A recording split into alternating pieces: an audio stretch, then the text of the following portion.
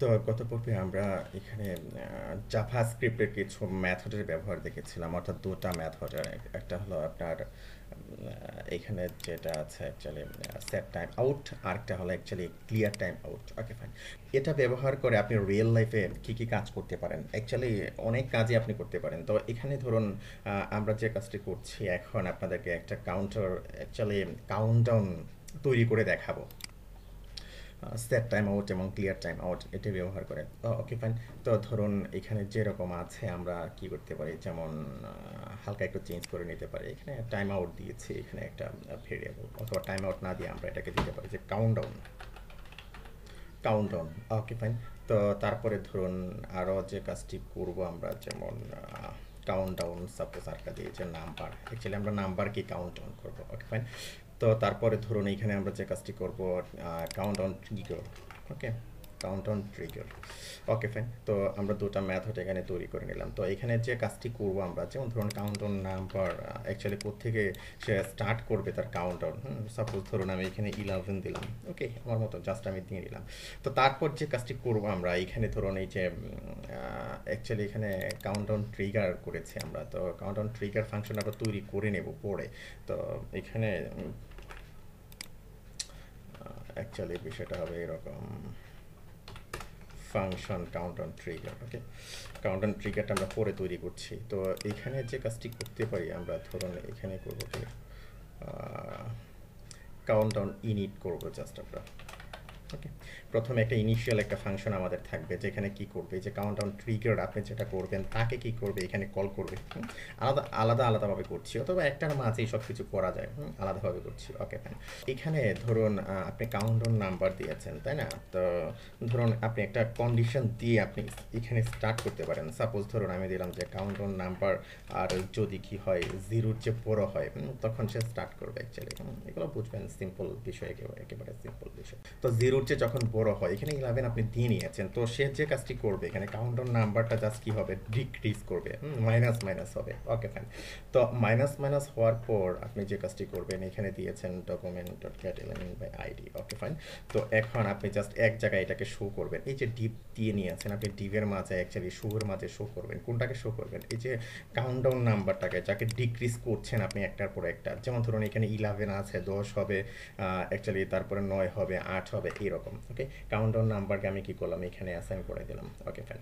তো এখন এটা অ্যাকচুয়ালি কত সময় পর পর সে কমবে, আপনি এখানে সেট করে দিবেন 1 সেকেন্ড পর পর কমবে। তো যথারীতি এরকম এখানে যেরকম করেছিলাম আমি, ধরুন এইখানেও ঠিক কন্ডিশনটা দিয়ে নিই। এখানে জিরো হচ্ছে যখন বড় হবে তখন অ্যাকচুয়ালি কি হবে, যেমন ধরুন এখানে আপনি কি নিয়েছেন, কাউন্টডাউন ভেরিয়েবলটা নিয়েছেন, এই ভেরিয়েবলটাতে আপনি অ্যাসাইন করবেন, কারণ আমরা যখন ক্লিয়ার টাইম আউট করব তখন কি করব, এটা কাজে লাগাবো। ওকে, তো এখানে যে বিষয়টা হবে, এখানে হবে অ্যাকচুয়ালি আপনার এই যে আমি কি করছি, এখানে এটাকে রাখছি। আর এখানে আমরা যে ভেরিয়েবলটা অ্যাসাইন করেছি কাউন্টডাউন, আমরা কি করলাম, এখানে কাউন্টডাউন দিয়ে নিলাম। অর্থাৎ কাট পেস্ট করে খুব কুইকলি করে ফেলছি আমরা। আর এখানে হবে অ্যাকচুয়ালি এই যে ট্রিগার যেটা, সেই কি করবে, নিজেকে নিজে কল করবে কত সেকেন্ড পর পর, 1 সেকেন্ড পর পর। ওকে, 1 সেকেন্ড পর পর কল অ্যাকচুয়ালি কল করবে। বিষয়টা হলো এইরকম, কাউন্টডাউন ট্রিগার। ওকে, তো এখানে যে বিষয়টা ঘটবে, ধরুন এই যে ডিক্রিজ হচ্ছে, 1 সেকেন্ড পর পর সে কি করবে, এখানে ডিক্রিজ হবে, অর্থাৎ 11, তারপরে ধরুন 10, তারপরে 9, এরকমভাবে কাজটা করবে। Okay fine.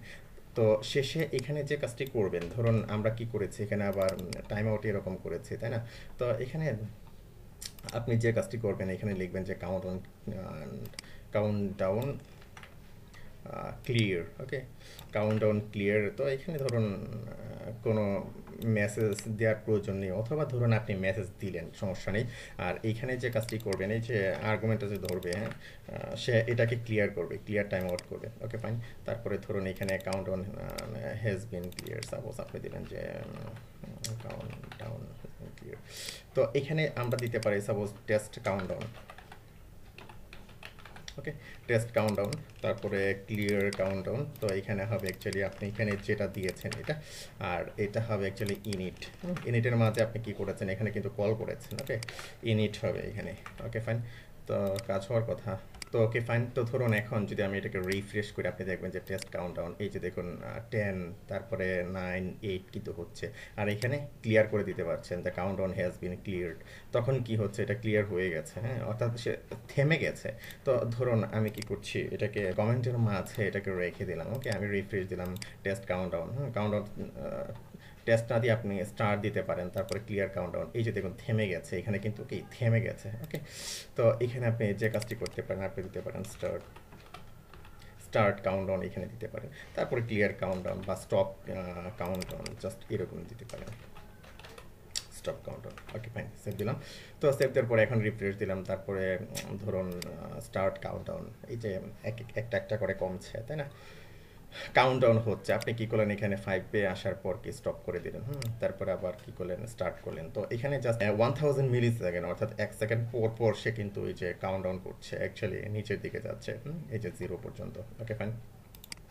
আর এখানে স্টার্ট করছে যখন 0 হচ্ছে, জাস্ট আপনি কি করলেন, একটা কন্ডিশন দিয়ে নিলেন, যখন 0-র চেয়ে বড় হবে তখনই তো কাউন্টডাউন করবে, 0-র চেয়ে ছোট হলে তার কাউন্টডাউন করবে না, জাস্ট এই কারণেই এরকম একটা কন্ডিশন আপনি দিয়ে নিলেন। ওকে, তো আশা করি বুঝতে পেরেছেন যে বিষয়টা। প্রথমে আমরা কি করেছি, একটা ফাংশন নিয়েছি স্টার্ট করার জন্য, স্টার্ট ফাংশনের মাঝে আমরা ভেরিয়েবল অ্যাসাইন করে দিয়েছি 11, সাপোজ 11 থেকে শুরু করবে, অথবা ধরুন আপনি দিলেন যে 21, তার মানে কি সে 20 থেকে এখানে শুরু করবে, তাই না। তো আমি রিফ্রেশ দিলাম, তখন ধরুন এই যে 20 থেকে কিন্তু এখানে সে শুরু করেছে কাউন্টডাউনটা। তারপর আপনি কাউন্টডাউন ট্রিগার, এই যে এখানে যে কাজটি করবেন, এখানে অ্যাকচুয়ালি এই যে ট্রিগার কাউন্টডাউন ট্রিগার আছে, ওই ফাংশনটাকে কল করবেন। এখানে কি করছে, এখানে জাস্ট কি করছে, সে এক এক করে ডিক্রিজ করছে, তাই না, ডিক্রিজ করছে, এবং এই যে যেটা ডিক্রিজ করছে সেটাকে কি করছে, এখানে আবার শো করছে, এই যে শুরুর মাঝে আপনি কি করছেন, এটাকে শো করছেন।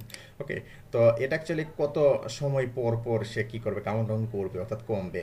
1 সেকেন্ড পর পর সে কাউন্টডাউন করবে। আপনি এখানে 1 সেকেন্ড বলে দিলেন, অর্থাৎ 1000 মিলি সেকেন্ড। ওকে, তারপর একটা ফাংশন তৈরি করলেন এটাকে স্টপ করার জন্য। ক্লিয়ার টাইমারের মাঝে জাস্ট কি করেন, ওই যে ভেরিয়েবলটা যেটা অ্যাসাইন করেছিলেন একটা আর্গুমেন্ট হিসেবে এখানে দিয়ে দিলেন। তারপরে এখানে যখন ক্লিক দিলেন কাউন্টডাউন ক্লিয়ার, তখন কি হলো, সে স্টপ হয়ে গেল, তাই না। এই যে যখন আপনি স্টার্ট করলেন আর যখন ধরুন এই যে স্টপ কাউন্টডাউন, এখানে যখন আপনি ক্লিক করলেন, এখানে দেখুন 70-তে এসে থেমে গেছে। তো আশা করি বুঝতে পেরেছেন কীভাবে এগুলো নিয়ে কাজ করবেন। ওকে ফাইন, ধন্যবাদ।